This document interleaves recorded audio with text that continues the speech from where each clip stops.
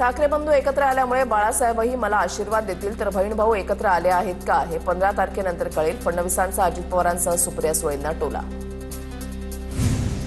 ठाकरेंनी चहासाठी बोलावल्यास जाणार का या प्रश्नावर फडणवीस म्हणाले, चहासाठी कोणालाही नाही म्हणत नाही. मातोश्रीची दारं माझ्यासाठी उघडावीत यासाठी प्रयत्न केले, कधी मातोश्रीवर टीका केली नाही. एका मुलाखतीत फडणवीसांचं वक्तव्य. कोण तो रसमलाई मुंबई महाराष्ट्राचाही नाही बोलतो.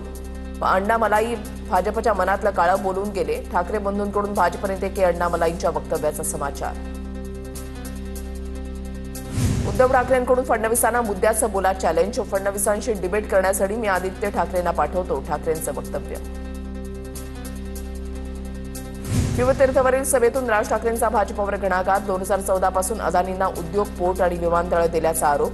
मुंबई महाराष्ट्र विकायला काढलाय, राज ठाकरेंचा हल्लाबोल. उद्धव ठाकरे सरकारमध्ये असतानाच अदानींसोबत धारावी प्रकल्पाचा करार. धारावीमधील काँग्रेसच्या स्थानिक नेतृत्वानं देखील अदानींसोबत सेटलमेंट केली आहे, प्रकाश आंबेडकरांचा आरोप. हिंदी भाषा लादाल तर लाथाच मारू, राज ठाकरेंचा इशारा. भाषा आणि जमीन गेली की सर्व संपेल. कोकणपट्टी रिकामी करतायत, जमिनी विकत घेत आहेत, राज ठाकरेंचा दावा. मुंबई हातातून गेल्यावर महाराष्ट्राचा झारखंड करतील, राज ठाकरेंचा हल्लाबोल.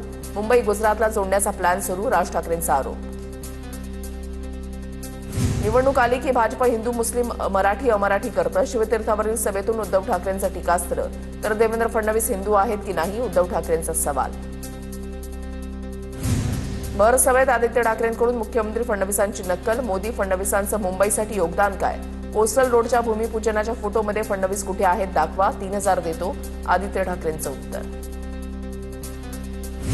नाशिक दत्तक घेतल्याचं म्हणालो होतो, वर्षातून 4 वेळा नाशिकमध्ये येतो, मात्र काही जण निवडणूक काळामध्ये पर्यटन करतात. मुख्यमंत्री फडणवीसांचा ठाकरे बंधूंना टोला. दादरमधल्या सभेतून राज ठाकरेंचा भाजपवर घणाघात. ड्रग्स रॅकेटमधल्या व्यक्तीला भाजपनं तिकीट दिलं. अत्याचाराच्या केसमधील आरोपी तुषार आपटेला नगरसेवक केलं, यांची हिंमत कशी होते, राज ठाकरेंचा सवाल. पावसाळा आला की जसे बेडूक बाहेर येतात तसेच काही जण निवडणुका आल्या की येतात. गिरीश महाजनांची ठाकरे बंधूंच्या नाशिकमधल्या सभेवर टीका. 25 वर्ष मुंबईमध्ये सत्ता असताना तुम्ही काय केलं, महाजनांचा सवाल. मुंबई पालिका निवडणूक अस्मितेची. ही निवडणूक गटर, वॉटर आणि मीटरची. बाकी कोणत्याही गोष्टींवर लक्ष देऊ नका, आदित्य ठाकरेंचं आवाहन. निवडणुका आल्या की अनेक जणांना कंठ फुटतो. मुख्यमंत्री फडणवीसांची नाव न घेता अजित पवारांवर टीका. तर 9 वर्षानंतर निवडणूक लागली मग कंठ फुटणारच ना, अजित पवारांचं उत्तर. घोषणा करायला आपल्या बापाचं काय जातंय? पुण्यामध्ये मेट्रो बस मोफत करण्याच्या अजित पवारांच्या निर्णयावर फडणवीसांची टीका. तर पराभूत होण्याच्या भीतीमुळे अशा घोषणा केल्या जातात, फडणवीसांचा निशाणा. गुन्हेगारी संपली पाहिजे सांगणाऱ्यांनी गुन्हेगारांना तिकीट देणं अयोग्य. आंदेकर कुटुंबामध्ये उमेदवारी दिल्यानं फडणवीसांची अजितदादांवर टीका. 1,500 देऊन अमृत पासताय का? महागाई वाढून सरकारनं लाडक्या बहिणींचं बजेट बिघडवलंय. लाडकी बहिणी योजनेवरून विजय वडेट्टीवारांचा सरकारवर निशाणा. बावनकुळेंना कमी लिहिता वाचता येत असावं. निवडणुकीच्या काळामध्ये लाडक्या बहिणी योजनेचे पैसे वाटप कितपत योग्य? काँग्रेसच्या यशोमती ठाकूर यांचा बावनकुळेंवर पलटवार. उद्धव ठाकरे वैफल्यग्रस्त, त्यांच्या टीकेला महत्त्व देत नाही, रावसाहेब दानवेंचं उत्तर. लोकसभेला माझा पराभव झाला ही गोष्ट खरी, मात्र ठाकरेंचा पूर्ण पक्ष पराभूत झाला, दानवेंची जहरी टीका.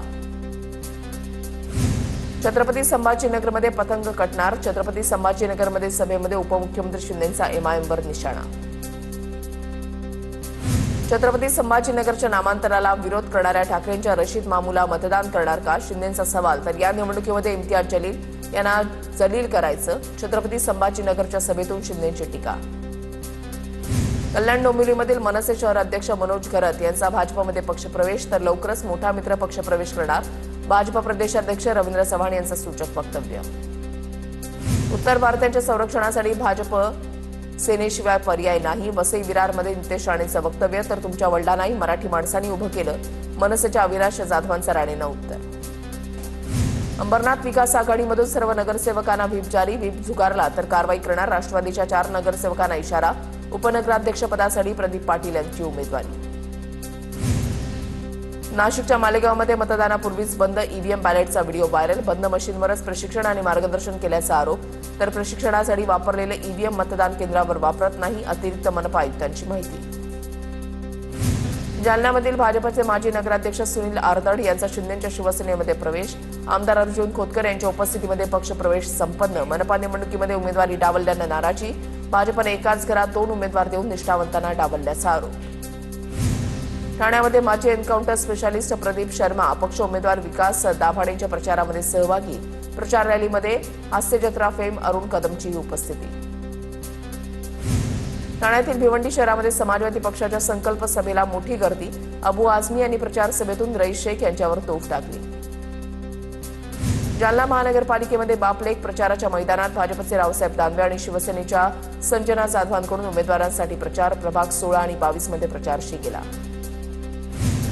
कोणाच्याही भूलथापांना बळी पडू नका. जालना महापालिकेवर शिवसेनेचाच भगवा फडकला पाहिजे.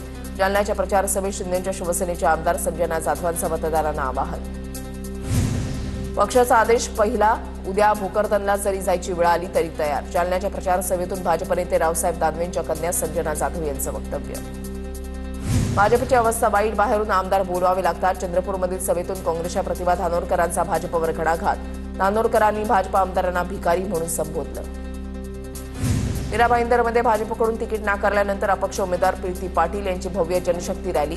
प्रभाग 5 ब मध्ये मोठ्या संख्येनं महिलांचा सहभाग. साताऱ्यामध्ये पत्नीच्या गरोदरपणासाठी सुट्टीवर आलेल्या जवानाचा अपघाती मृत्यू. परळीच्या दरे गावातली घटना. काही तासांपूर्वी जन्मलेल्या बालिकेला पित्याचं अंत्यदर्शन. वीर जवान प्रमोद जाधव यांच्यावर शासकीय इतमामात अंत्यसंस्कार.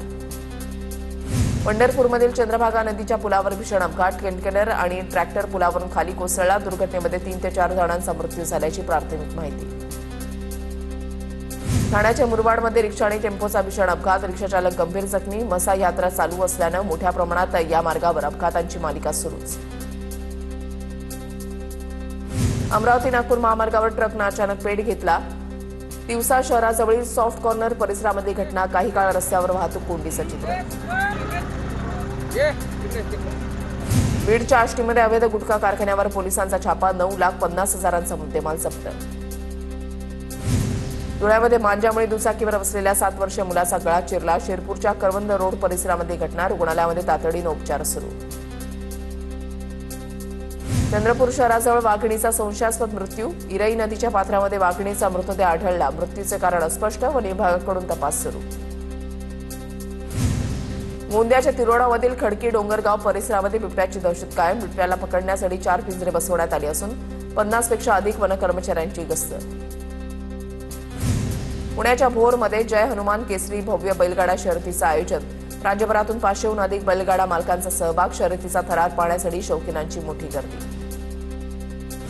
अमळनेरच्या पाथोंडामध्ये वृद्धाची गळा आवळून हत्या. एका आरोपीला अटक. आरोपींच्या विरोधात एमआयडीसी पोलिसात गुन्हा दाखल.